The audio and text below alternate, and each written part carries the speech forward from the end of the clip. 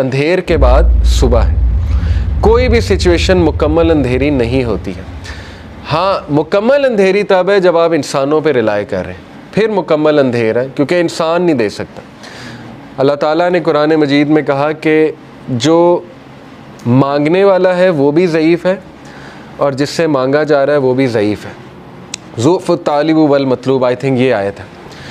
इससे क्या आपको पता है कितना पावरफुल लेसन इससे मिलता है कि अल्लाह ने मिसाल दी कि जो मुशरिक है ना, जो जिससे वो मांग रहा है, जिस शिर्क कर रहा है, वो इतनी वीक चीज़ है कि पहली तो बात वो उसे दे नहीं सकता, और जो मांगने वाला है वो भी वीक है। इसका ऑपोजिट क्या है? उलमाए कराम आपको पता है कहते हैं कि इसका ऑपोजिट क्या है?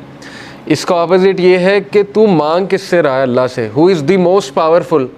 तो मांगने वाला भी कैसा होना चाहिए? अगर वहाँ था कि मांगने वाला ज़ईफ़ है और जिससे मांगा जा रहा है वो भी ज़ईफ़ है, तो यहाँ क्या होना चाहिए कि मांगने वाला वो भी पावरफुल होना चाहिए और जिससे मांगा जा रहा है वो तो है ही। तो इसलिए अल्लाह से ऐसे वैसे नहीं मांगना। अल्लाह ताला से जब मांगना है तो तगड़ा बन के मांगना है। इतना तवक्कल, इतना बिलीफ होना चाहिए। यही तो मोमिन की मिसाल है। मुशरिक की मिसाल क्यों अल्लाह ने कहा ज़ईफ़ है मांगने वाला? क्योंकि उसके हार्ट में डाउट्स हैं, उसको मांगना ही नहीं आ रहा है, उसको पता ही नहीं है मैंने मांगना कैसे। लेकिन बिलीवर के हार्ट पे अल्लाह ताला ने ऐसा जो है वो एक यकीन तारी किया हुआ है कि वो मांगने वाला भी बहुत स्ट्रॉन्ग है और जिससे मांगा जा रहा है वो तो फिर अल्लाह है। तो ये बात आप हमेशा याद रखें, ठीक है? कभी भी डाउट नहीं करना अल्लाह को और फिर तगड़ा बन के मांगना है। अल्लाह से जब मांगते हैं तो फिर 100% होप के साथ मांगते हैं। ये दुआ के आदाब में शामिल है। अल्लाह के नबी सल्लल्लाहु अलैहि वसल्लम ने फरमाया, तुम्हारी दुआ तब तक कबूल होती रहेगी जब तक तुम यकीन से मांगोगे। जैसे उसमें थोड़ा सा डाउट आ गया, जैसे उसमें ये बात आ गई कि पता नहीं अल्लाह करेगा नहीं करेगा, तो वो दुआ फिर फॉल्टी दुआ है, उसमें फिर कमी है उस दुआ में, उसमें फिर बहुत ज़्यादा यकीन आने की ज़रूरत है। तो इसलिए इन चीज़ों पे वर्क करना चाहिए। देखें, वैल्यू एडिड चीज़ें यही है कि अपना यकीन बढ़ाओ, अपना तवक्कल बढ़ाओ, ठीक है? तो बहरहाल ये हमारा दूसरा लेसन था कि हर अंधेर के बाद जो है वो रोशनी आएगी ही आएगी। और फिर तीसरा लेसन ये कि अल्लाह के नबी को अल्लाह सुब्हानहू व तआला ये दिलासा दे रहे हैं, ये तसल्ली दे रहे हैं कि तुम्हारे लिए जो आने वाली जो दुनिया है की ज़िंदगी है, आने वाली जो ज़िंदगी है वो इससे भी बेहतर है। ये तो है ही अल्लाह के नबी, लेकिन ये कि वो इससे भी बेहतर है।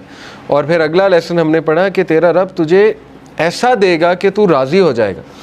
तो ये यहाँ से साबित होता है कि अल्लाह ताला ये कह रहे हैं कि इंसान को अल्लाह कभी भी खाली हाथ नहीं छोड़ता है। ये मैं आपको ज़रा एक बात भी बता दूँ।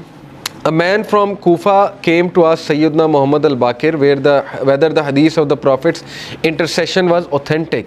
रसूलुल्लाह की जो शिफात है उसके बारे में पूछने आया कि क्या ये authentic है।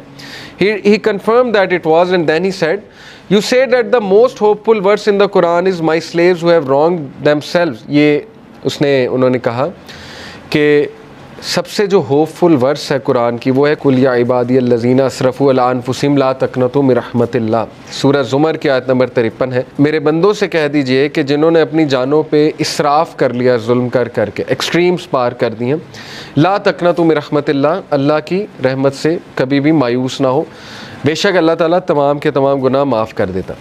वो कहते हैं वी से however the most hopeful versus वला सौफ़ा युतीका रब्बुका फतरज़ा। मोहम्मद अल-बाकिर का ये व्यू था कि आपको पता है जो पिछली वर्स है बहुत से सहाबा की ये फेवरेट वर्स थी, कुल या इबादियल्लज़ीना असरफ़ू अला अनफुसिहिम ला तक़नतू मिन रहमतिल्लाह। लेकिन मोहम्मद अल-बाकिर कहते हैं कि मेरे नज़दीक सबसे जो होपफुल वर्स है कुरान की इन होपलेस सिचुएशन वो है वला सौफ़ा युतीका रब्बुका फतरज़ा, कि जल्द तेरा रब तुझे देगा और तू राज़ी हो जाएगा। अब वो देगा क्या, इस पे आपने वेट करना है, ठीक है? आपने देखना है कि अल्लाह की तरफ से जो है वो क्या होता है। तो बहरहाल नबी को उससे एक तो अल्लाह ने उनको रिचनेस ऑफ द हार्ट दी, रिचनेस ऑफ द सोल दी, ज़िक्र दिया, बताया मुझे कैसे पुकारो। और देखें अल्लाह के नबी के थ्रू हमें अल्लाह ने क्या क्या दिया। आपको कोई लर्न करने की ज़रूरत नहीं, खुद से दुआ, अल्लाह के नबी की दुआएँ मौजूद हैं।